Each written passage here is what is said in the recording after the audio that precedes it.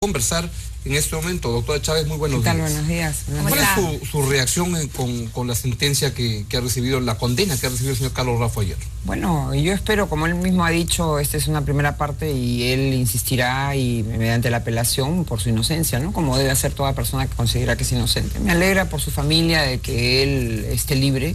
Es muy doloroso, pues yo me acuerdo también en mi momento me preparé y mandé a mi hija a casa de unos amigos por si acaso pudiera yo ser condenada, ¿no? Porque cuando te condenan se ejecuta la sentencia de inmediato, ¿no? Claro, está en uno del juez y ahí pasa así a uno apele, así es, ¿no? Entonces, me alegro por él y bueno, lo que me llama la atención es el nombre de esa sala liquidadora. ¿Liquidadora de qué? Bien raro. ¿Le parece a usted que ha valorado demasiado la palabra de Montesinos, como dice Raffo? ¿Usted está de acuerdo con eso? No puedo decir mucho en realidad porque no conozco las interioridades del proceso, ¿no? Él lo negó, Montesinos dijo directamente que le había dado plata y la secretaria también. Voy a leer la sentencia. Sé que lo que han dicho los medios era que había varias declaraciones testimoniales. Ahora, las testimoniales pues son muy relativas, ¿no? O sea, 5 o 10 pueden ser, pues, no debieran ser indicativas del delito de alguien, ¿no? Sobre todo si se considera la vinculación de las personas. Pero lo cierto es que lo han declarado culpable, ¿no? Así es, pero me imagino que él apelará, ¿no? Porque ¿confía en Carlos Raffo? ¿Cuál es su relación con Carlos Raffo? Yo a Carlos Raffo recién lo he conocido el año 2000. Yo no lo he conocido la etapa en que él señala que ha trabajado en Palacio, ¿no? Primero porque yo no iba a Palacio frecuentemente en esas oportunidades y segundo porque yo recién lo conozco en la campaña como un operador, diríamos, logístico fundamentalmente, ¿no? Después yo no lo he vuelto a conocer hasta cuando el presidente Fujimori ya estuvo en el Japón y entiendo que lo llamó para hacer algunos documentales, algunas cosas en relación a su propia estancia en Japón, el presidente, ¿no? A partir de ahí sí él ha tomado una actividad una participación muy activa, ¿no? En circunstancias muy difíciles, hay que reconocerlo, ¿no? ¿Siente que el fujimorismo tiene con estas sentencias, estas condenas, una mancha de haber sido un gobierno muy corrupto? No, yo no creo en esas generalizaciones. En primer lugar, primero porque en este caso está todavía pendiente una segunda instancia. Pero es uno de los varios casos, ¿no? Pero bueno, sí, pues lamentablemente con el fujimorismo, miren, primera vez que se ha procesado a un presidente de la República.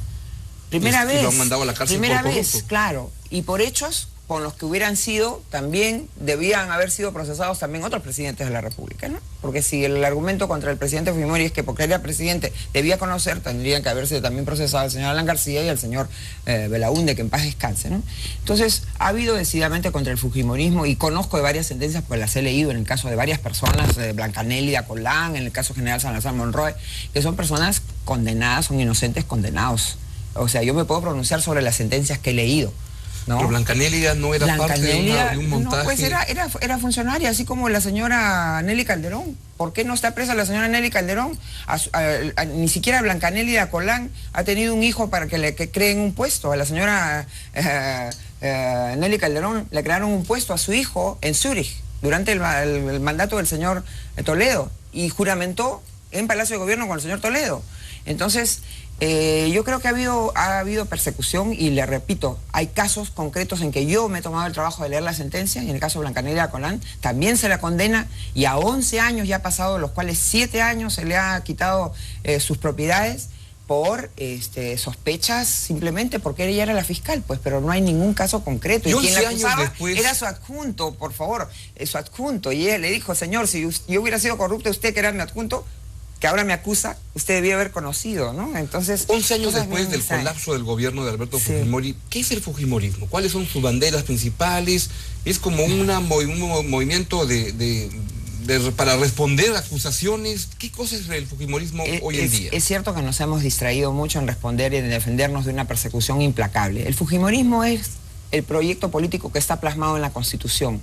El fujimorismo es los lineamientos que se ha seguido en estos años para darle al Perú estabilidad. El fujimorismo, esos son los frutos del fujimorismo. El fujimorismo para mí fue el conductor de un país en unas circunstancias en que el Perú estaba quebrado, condujo al Perú en los peores momentos de su historia, dejó unos lineamientos que se han seguido.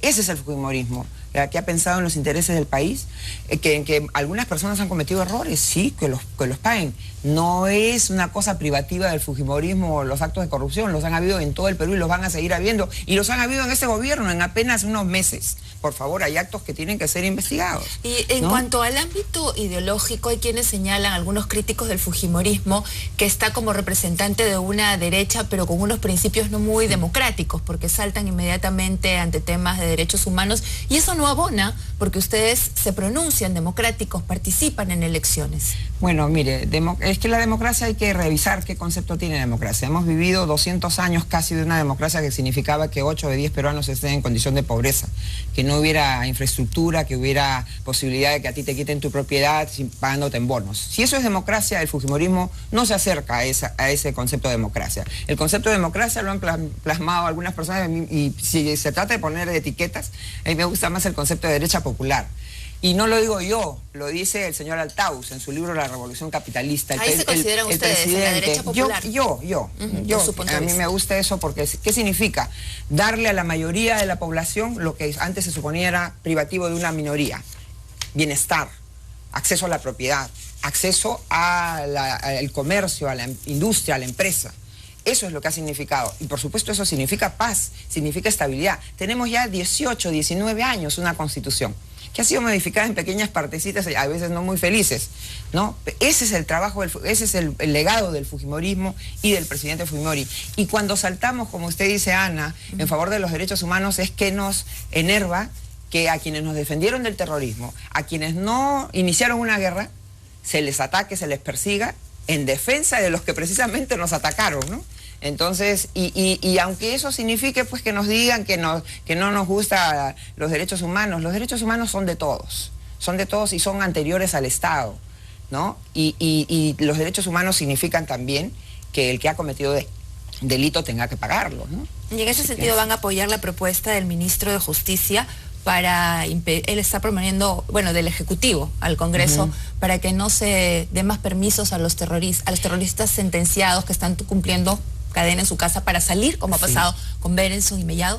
Ana, yo no soy especialista en derecho penal, pero lo que yo entiendo es que hace algunos meses o más de un año ya se derogaron esos beneficios a los terroristas, algunos beneficios, pero se dijo que, por ejemplo, esos del 7x1, el 5x1, esto, que ha permitido que la señora Berenson esté libre, ¿no? Pero como ellos se acogieron en el momento en que estaba esa norma vigente, basta que esté un día para que ya tengan derecho, ¿no? Entonces, me imagino que de repente lo mismo puede pasar. Quizás será para en adelante, pero si hay algunos que ya pidieron esos permisos, no se los van a poder quitar, ¿no? En la interpretación que he visto que se ha hecho. Reitero, no soy especialista en derecho penal, voy a interesarme en este tema, pero todo lo que signifique restringir los derechos a personas que son un peligro, porque yo creo que no hay exterrorista. Ellos adhieren al marxismo-leninismo, algunos al maoísmo, otros a una vertiente más peruanista, pero todos piensan en la lucha armada, en la toma del poder por las armas, todos piensan en la guerra popular, todos piensan que el que tiene bienes le está quitando a otros, el empresario es enemigo, el militar es enemigo porque es el aparato de fuerza al servicio de la burguesía, de los explotadores. Entonces, mientras esas personas no abandonen esa filosofía, esa ideología, son un peligro. Ahondando en esa idea de la derecha popular, que como entiende al fujimorismo, de repente... Algo personal. No, claro, pero y suena interesante, el ¿no? De repente, no se ha definido De todavía. Soto puede ser un mejor filósofo para lo que están planteando, bueno, pero el problema es que el combo completo traía también las otras partes de una autocracia, de una visión muy vertical, poco democrática, y con el añadido de una corrupción muy grande. Eso desvirtúa totalmente la agenda fujimorista. ¿Cómo se están limpiando de eso? Tan es cierto que no ha desvirtuado es que el Perú sigue caminando por los rieles que dejó plantados el gobierno del presidente Fujimori, ¿no? Entonces, y pese a todos los ataques, pese a todas las persecuciones, ahí está lo que se ha dejado. Entonces, no voy a negar de que hay casos de corrupción y hay casos de violaciones de derechos humanos. Es el gobierno más corrupto que la historia del Perú. Eso es lo que usted dice, Augusto, yo respeto. Hay unos libritos, por favor, que caminan por ahí diciendo que la vez pasada, por favor. Mire, es un libro si usted ve, de la historia del libro. Perú, de un país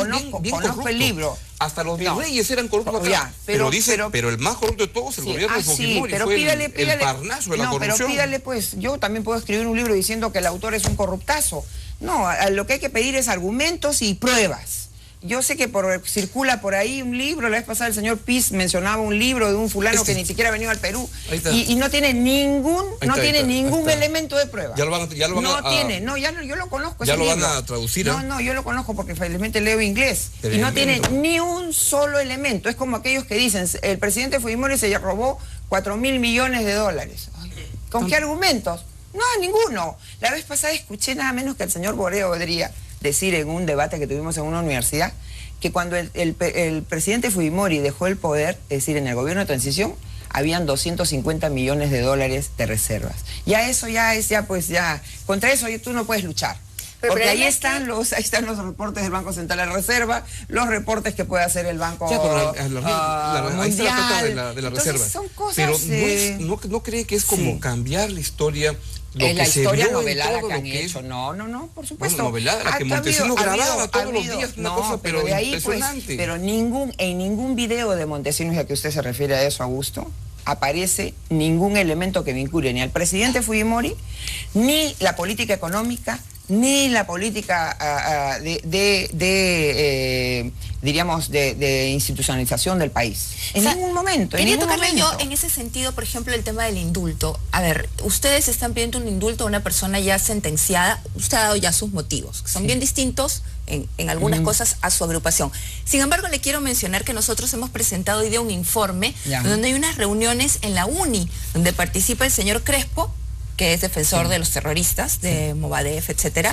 Un señor Wilson Barrantes, es militar, y una representante del etnocacerismo. Se juntan para pedir amnistías a Abimael Guzmán, a los militares que violaron derechos humanos en esos casos, a los etnocaceristas, y dicen, y Fujimori, bueno, también todos los civiles, ¿no? Entonces, ese es el problema de promover amnistías también de repente, o perdones, etcétera. Y de repente ustedes abonan en eso, yo no sé. Y seguro que van a decir, y los comandos Chavín de Huatra también, ¿no? No, ese es el problema de no darse cuenta, Ana, felizmente que usted lo está planteando, de que hay una guerra, no solamente una guerra militar contra el Perú, hay una guerra psicológica, ideológica y política. Y entonces, eso se ha dado ya en el Perú y se ha dado en Uruguay y se ha dado en Argentina. Y este tema de hablar de una amnistía en general es poner el mismo nivel pues al Estado que se defendió de unos asesinos con los asesinos, ¿no? Y peor aún, significa querer